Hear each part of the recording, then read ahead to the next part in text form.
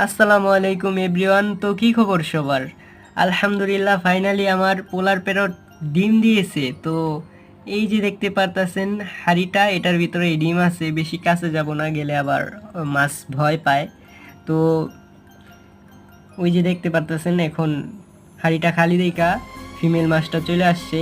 তো ওরা অনেক মানে ডিমের অনেক কেয়ার করে। যখন উম, হাঁড়িটা খালি হয়ে যায়, তখন যদি মা না থাকে তাহলে মেল মাছটা বাবায় তখন এসে ওই পাহারা দেয়। আবার যখন ফিমেল পাহারা দেয় তখন আবার ওই চলে যায়।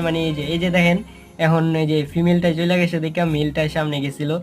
তো আলহামদুলিল্লাহ, আমার মেল মাছটা আমার অনেক ফ্রেন্ডলি। আমি খাবার দিলে কাছে আসে।